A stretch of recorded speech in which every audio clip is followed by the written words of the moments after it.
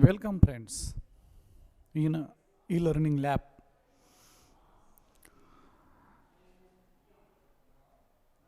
In 12th biology part 1 there are two topics included from plant physiology. One is photosynthesis and another is the respiration.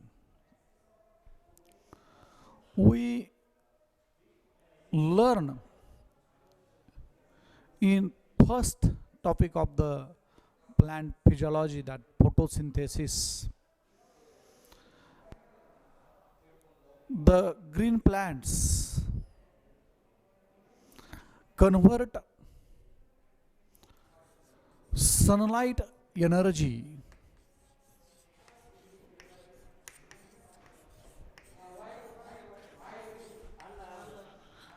into chemical form of energy.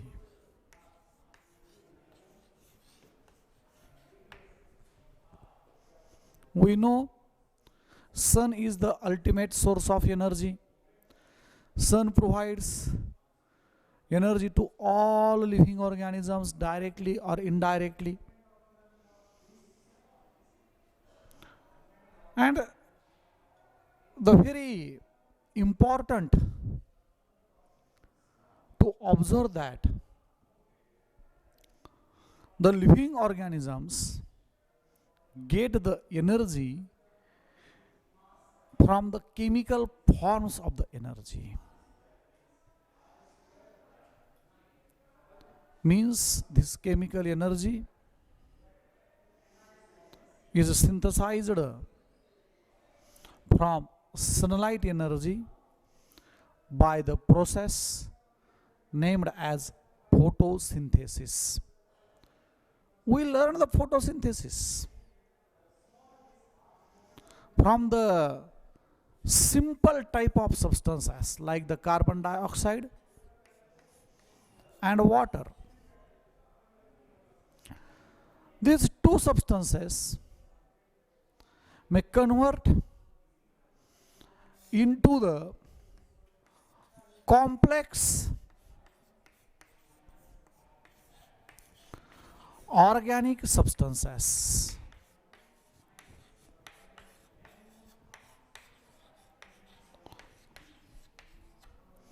Such a complex organic substances, when formed, they are utilized by the various types of the living organism and generally termed as the food.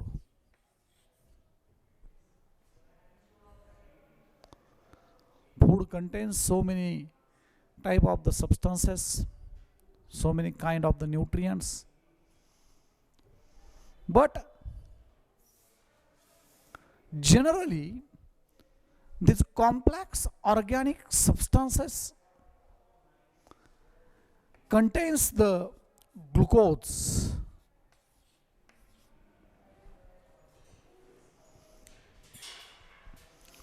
And from this glucose, other type of the living organisms get the energy to carry out different type of the activities. All these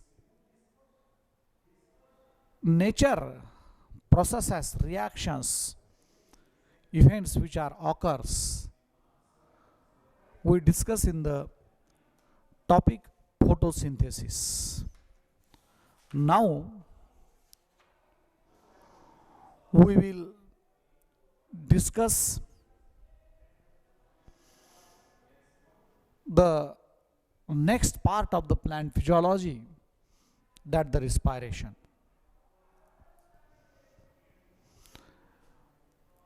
In a respiration, very shortly we say, such complex organic substances or the food molecules may get breakdown.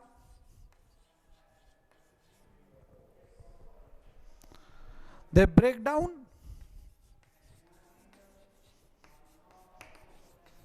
by the breaking of chemical bonds which are formed during the process of photosynthesis. And when these complex organic substances or food materials break, or the chemical bonds may get separate, break, here energy is released.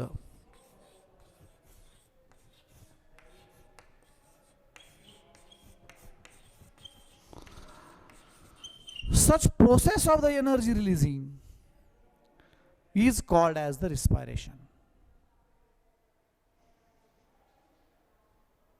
आपल्याला माहित आहे, आपण plant फिलॉजियोलॉजीच्या पहिल्या पार्टमध्ये शिकलेलो आहोत की photosynthesis या प्रक्रियेद्वारे अतिशय साध्या सोप्या पदार्थांचं जसं की कार्बन डायऑक्साईड आणि वॉटर यांचं रूपांतर complex organic substances particularly glucose C6H12O6 ह्यामध्ये होतं. ह्या पदार्थामध्ये रूपांतर झाल्यानंतर जे लिव्हिंग ऑर्गॅनिझम्स आहेत की ज्या लिव्हिंग ऑर्गॅनिझम्सला हे सर्व काम करण्यासाठी वेगवेगळ्या ॲक्टिव्हिटीज पार पाडण्यासाठी एनर्जीची गरज असते, ती एनर्जीची गरज पूर्ण करण्यासाठी हे लिव्हिंग ऑर्गॅनिझम्स अशा प्रकारचे तयार झालेले कॉम्प्लेक्स ऑर्गॅनिक सबस्टन्सेस किंवा फूड यावर अवलंबून असतात. मग हे अन्नपदार्थ त्यांनी खाल्ल्यानंतर त्यांच्या शरीरामध्ये हे अन्नपदार्थ गेल्याच्या नंतर ज्या सनलाइट एनर्जीचं रूपांतर केमिकल एनर्जीमध्ये झालं, energy is stored in form of the chemical energy. हे केमिकल एनर्जीचे जे काही बॉन्ड आहेत हे बॉन्ड ब्रेकडाऊन होतात आणि हे केमिकल बॉन्ड ब्रेकडाऊन झाल्याच्या नंतर एनर्जी रिलीज होते आणि ती एनर्जी वेगवेगळे लिव्हिंग ऑर्गॅनिझम्स वेगवेगळ्या ॲक्टिव्हिटीजसाठी वापरतात. आणि ही जी प्रक्रिया आहे, ही जी प्रोसेस आहे, त्या प्रोसेसला आपण रिस्पायरेशन असं म्हणतो. आता थोडंसं आपण पाठीमागच्या वर्गाकडे वळूया की ज्या वर्गामध्ये तुम्ही रिस्पायरेशन शिकलेला आहात. हे रिस्पायरेशन शिकत असताना तुम्ही तिथे रिस्पायरेटरी सिस्टम पण शिकलेला आहात आणि म्हणून तुम्हाला ज्यावेळेस मी इथं रिस्पायरेशन म्हणेल किंवा ही जी एनर्जी रिलीजिंगची प्रोसेस आहे त्या एनर्जी रिलीजिंगच्या प्रोसेसला आपण रिस्पायरेशन असं म्हणतो, त्यावेळेस तुम्हाला थोडंसं मनामध्ये शंका निर्माण झाली असेल की आम्ही जे रिस्पायरेशन शिकलोय, आम्हाला जे आमच्या अगोदरच्या वर्गामध्ये रिस्पायरेशन शिकवलं गेलंय ते रिस्पायरेशन तर थोडंसं वेगळं होतं. निश्चितच ते जे रिस्पायरेशन होतं ते रिस्पायरेशन एक्सटर्नल रिस्पायरेशन होतं. त्या रिस्पायरेशनमध्ये तुम्ही शिकलेला आहात oxygen rich air is inhaled and carbon dioxide rich air exhaled, and for this inhalation and exhalation in a human body respiratory system is present. Such a respiratory system takes the oxygen rich air from these nostrils, goes towards the buccal cavity, goes towards the pharynx, goes to the trachea, then towards the lungs, and in lungs there are a small bubble like structures are present called as alveoli of lungs. In alveoli of lungs oxygen may get exchanged with the blood vessels. From blood vessels carbon dioxide may be taken, and this carbon dioxide again passed out, exhaled from our body. This process is generally nowadays called as the breathing or a external respiration. And therefore, when such external respiration or a breathing occurs, the oxygen which is necessary to carry out the breakdown of food substances may get inhaled inside the body. जे मी तुम्हाला अगोदर सांगितलं की अन्न पदार्थ किंवा food molecules breakdown होणार आहे एनर्जी रिलीज होण्यासाठी, ह्या एनर्जी रिलीज होण्यासाठी आवश्यक असलेला जो ऑक्सिजन आहे तो ऑक्सिजन त्या प्रक्रियेमध्ये आतमध्ये घेतला जातो. Generally this process is called as the breathing. हा त्याच्या पुढचा पार्ट आहे. थोडासा पुढचा पार्ट कसा आहे आपल्याला माहित आहे. फुफ्फुसामध्ये ज्यावेळेस हा ऑक्सिजन जाईल तो ऑक्सिजन ब्लडमध्ये जाईल, ब्लडमधून हृदयाकडे जाईल आणि हृदयाकडून तो सर्व शरीरामध्ये ट्रान्सफर केला जाईल. सर्व शरीराच्या ज्या सेल्स आहेत त्या सर्व शरीराच्या सेल्समध्ये ट्रान्सफर केला जाईल आणि मग ह्या शरीराच्या सेलमध्ये ऑक्सिजन गेल्यानंतर तिथे ही पुढची प्रक्रिया घडणार आहे. मी हे का तुम्हाला सांगतोय, आपल्या असं लक्षात यावं की आम्ही शिकलेलं रिस्पायरेशन आणि हे शिकलेलं रिस्पायरेशन सारखंच आहे, मग आम्ही तिथं शिकलो आता कशाला शिकायचं आहे, ते तुमच्या मनामध्ये संभ्रम राहू नये. आपण अगोदरच्या वर्गामध्ये शिकलेलं रिस्पायरेशन वेगळं आहे. आपण आता जे शिकणारं रिस्पायरेशन आहे ते थोडंसं पुढच्या स्टेपचं रिस्पायरेशन आहे. इथं रिस्पायरेशन म्हटलं की एनर्जी रिलीजिंग प्रोसेस हे आपल्या लक्षामध्ये यायला पाहिजे. अगोदरच्या वर्गामध्ये रिस्पायरेशन म्हटलं की intake of the oxygen rich air, exhalation of the carbon dioxide rich air हे आपल्या लक्षात येत होतं. आता आपल्याला रिस्पायरेशन म्हटलं की लक्षात आलं पाहिजे रिस्पायरेशन ही एनर्जी रिच प्रोसेस आहे. आणि म्हणून रिस्पायरेशनची व्याख्या करत असताना आपण अशा पद्धतीनं व्याख्या करतो की रिस्पायरेशन इज ॲन इंट्रासेल्युलर, सेलच्या आतमध्ये घडणारी. इथे जी प्रक्रिया घडत होती अगोदरच्या रिस्पायरेशनमध्ये सेलच्या आतमध्ये घडत नव्हती, आता इथं घडणारं रिस्पायरेशन सेलच्या आतमध्ये घडत आहे. And intracellular oxidation process. Food is oxidised here and therefore we say oxidation process, in which ज्या प्रक्रियेमध्ये कॉम्प्लेक्स ऑर्गॅनिक सबस्टन्सेस जे फोटोसिंथेसिसच्या प्रोसेसमध्ये तयार झालेले कॉम्प्लेक्स ऑर्गॅनिक सबस्टन्सेस आहेत, ब्रेकडाऊन ते पदार्थ तिथे स्प्लिट होणार आहेत, ते पदार्थ तिथे ब्रेकडाऊन होणार आहेत इन स्टेप वाइज मॅनर. हा पण मुद्दा महत्त्वाचा आहे. स्टेप वाइज मॅनर म्हणजे हे जे काही खाल्लेले अन्न पदार्थ आहेत किंवा आपल्या शरीरामध्ये गेलेले अन्न पदार्थ आहेत हे एकदाच ब्रेकडाऊन होणार आहेत आणि एकदाच तिथून ती एनर्जी रिलीज करणार आहेत असं अजिबात नाही. इन स्टेप वाइज मॅनर, टप्प्याटप्प्यानं थोड्या अंतरानं ही एनर्जी रिलीज होणार आहे.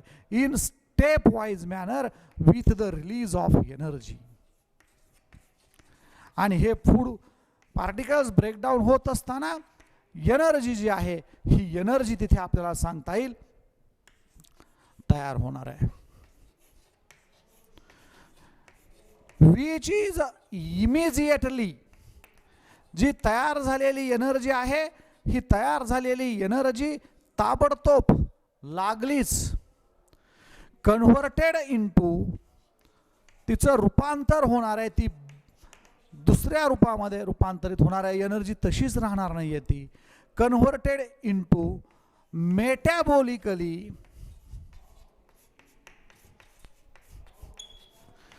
usable form of energy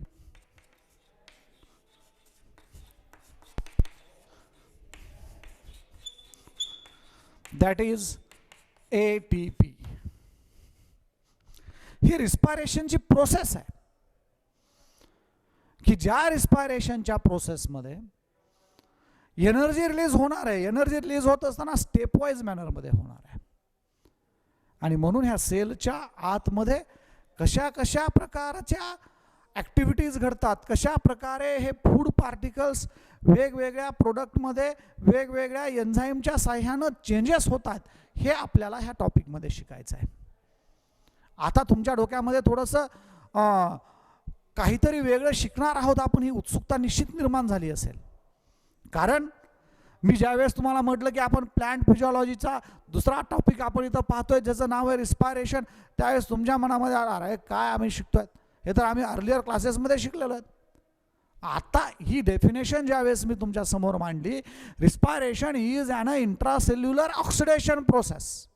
ही सेलच्या आतमध्ये घडणारी ऑक्सिडेशनची प्रक्रिया आहे की ज्या ऑक्सिडेशनच्या प्रक्रियेमध्ये कॉम्प्लेक्स ऑर्गॅनिक सबस्टन्सेस, आता कॉम्प्लेक्स ऑर्गॅनिक सबस्टन्सेस आलेत कुठून?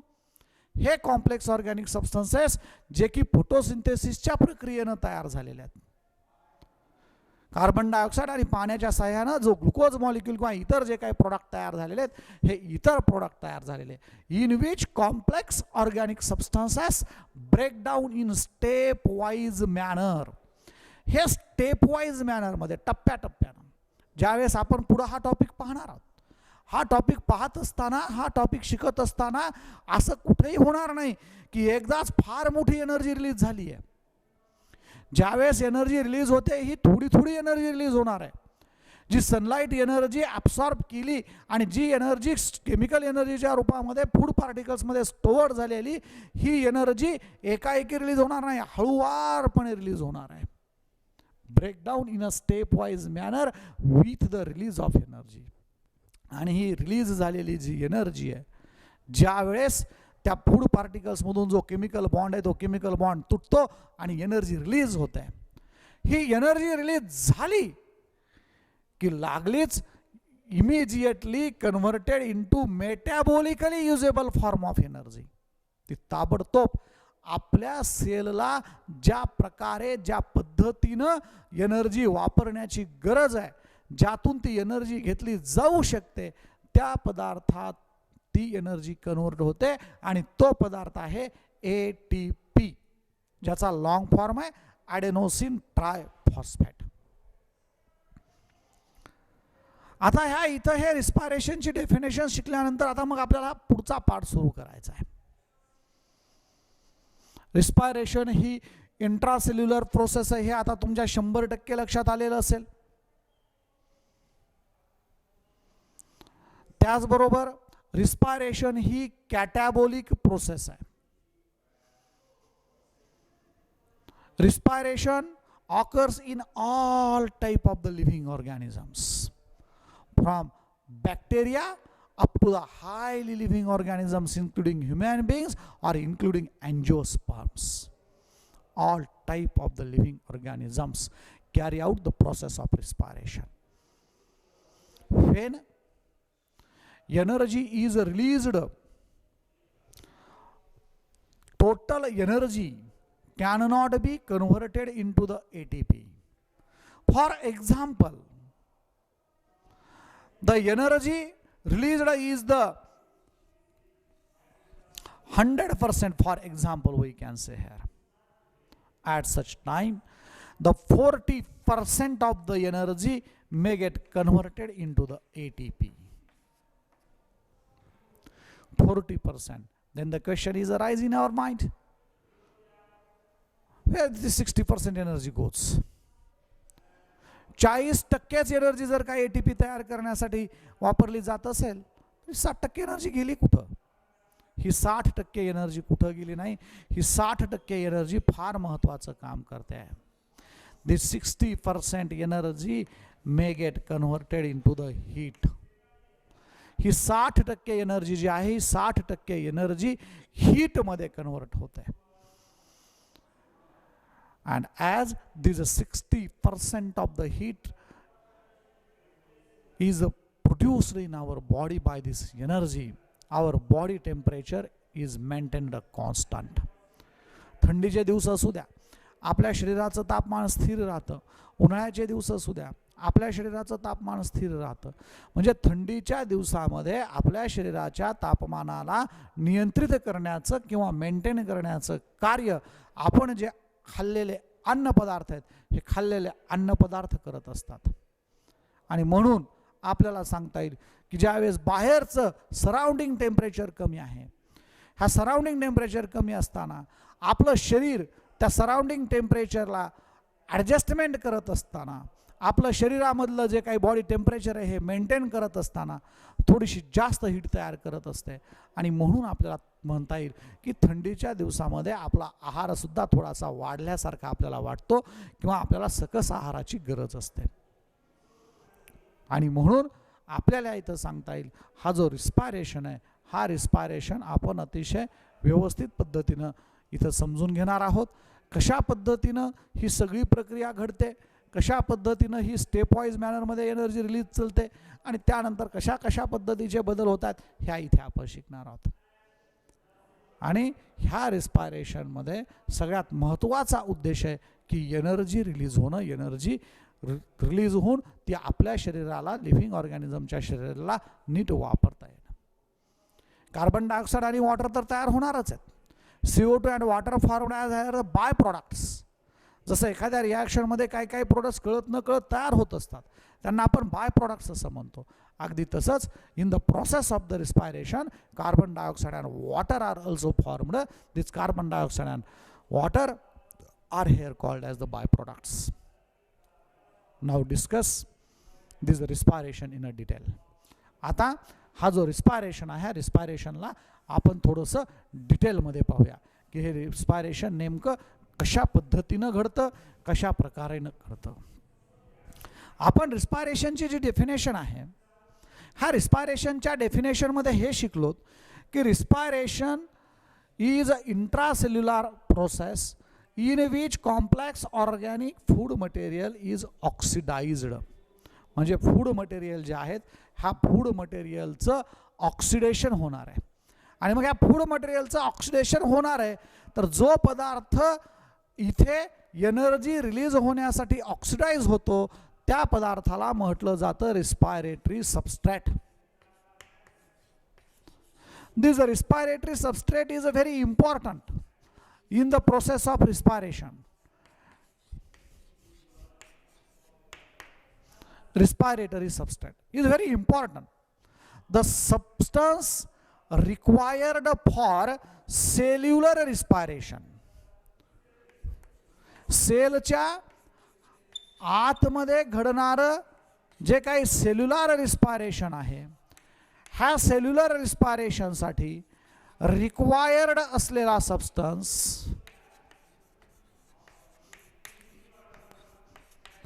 From which energy is derived. ज्या पदार्थापासून आपण एनर्जी डिराइव्ह करणार आहोत, एनर्जी आपल्या शरीराला मिळणार आहे, अशा प्रकारचे जे पदार्थ आहेत त्या पदार्थांना आपण रिस्पायरेटरी सबस्ट्रेट असं म्हणतो. मग आता हे रिस्पायरेटरी सबस्ट्रेट म्हणून नेमकं कोण काम करतं? आपण तिथं म्हटलं कॉम्प्लेक्स ऑर्गॅनिक सबस्टन्सेस. मग आता हे कॉम्प्लेक्स ऑर्गॅनिक सबस्टन्सेस तर आहेतच, पण त्यांच्यासोबत वेगवेगळ्या प्रकारचे फूड मटेरियल्स सुद्धा हे रिस्पायरेटरी सबस्ट्रेट म्हणून काम करत असतात. आता फूड मटेरियल्स म्हणजे नेमकं काय? आता फूड मटेरियल्स म्हणजे ज्या फूड मटेरियल्स फोटोसिंथेसिसच्या प्रोसेस दरम्यान बाय प्रॉडक्ट म्हणून का होईना तयार झालेले आहेत, ज्या पदार्थामध्ये त्यांच्यामध्ये जी केमिकल एनर्जी आहे, ही केमिकल एनर्जी पोटॅन्शियल एनर्जीच्या स्वरूपामध्ये स्टोअर झालेली आहे. पोटॅन्शियल एनर्जीच्या रूपामध्ये तिथे एनर्जी स्टोअर झालेली आहे. अशा सर्व प्रकारचे जे काही फूड मटेरियल्स आहेत किंवा जे कॉम्प्लेक्स ऑर्गॅनिक सबस्टन्सेस आहेत, हे कॉम्प्लेक्स ऑर्गॅनिक सबस्टन्सेस इथे रिस्पायरेटरी सबस्टन्सेस म्हणून काम करत असतात. उदाहरणार्थ carbohydrates,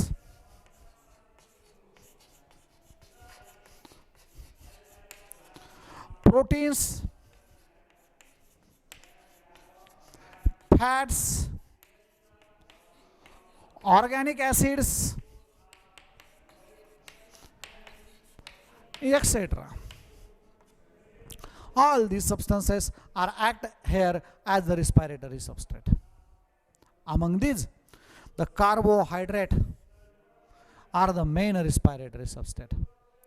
Why carbohydrates are a main respiratory substrate? Because carbohydrates are generally in form of the glucose. We know glucose is a very simple process, simple substance, which is easily digested, which is easily available, which is easily acceptable by our body, and also which is easily absorbed by our body. And so glucose is the main respiratory substrate. म्हणजे ज्या वेळेस आपण ह्या इथं रिस्पायरेशनची प्रक्रिया पाहणार आहोत, respiration शिकणार आहोत, ह्या इंट्रासेल्युलर प्रोसेसमध्ये ऑक्सिडेशन होणार आहे. ह्या इंट्रासेल्युलर प्रोसेसमध्ये ऑक्सिडेशन घडत असताना मेनली आपण ग्लुकोजचं ऑक्सिडेशन बघणार आहोत, ग्लुकोजचं ब्रेकडाऊन बघणार आहोत. त्याला कारण पण तसंच आहे की ग्लुकोज हा इझिली अवेलेबल असलेला सबस्टन्स आहे. ग्लुकोज हा इझिली ॲक्सेप्टेबल सबस्टन्स आहे in all the type of living organisms. Glucose हा इझिली ॲब्सॉर्ब होणारा प्रोडक्ट आहे आणि ग्लुकोजचं ब्रेकडाऊन सुद्धा हे इझिली होत आहे. आणि म्हणून हा रिस्पायरेटरी सबस्ट्रेट जो आहे, हा रिस्पायरेटरी सबस्ट्रेट हा इथे आपल्याला सांगता येईल ग्लुकोज हा वापरला जातो. आणि मग ज्या वेळेस आपण ह्या रिस्पायरेशनच्या शेवटच्या टप्प्यामध्ये पाहिलं की the released energy is converted immediately into the metabolically usable form of energy, that is the ATP. मग आपल्याला पुन्हा प्रश्न पडतो की हा जो काही इथे तयार झालेला ATP आहे, ATP नेमका काय आहे, ATP कशा पद्धतीचा आहे. तर ह्या ATP बद्दलची माहिती हा जो रिस्पायरेशनचा पुढचा पार्ट आहे, हा पुढचा पार्ट तयार शिकण्याच्या अगोदर आपण शिकूयात. ATP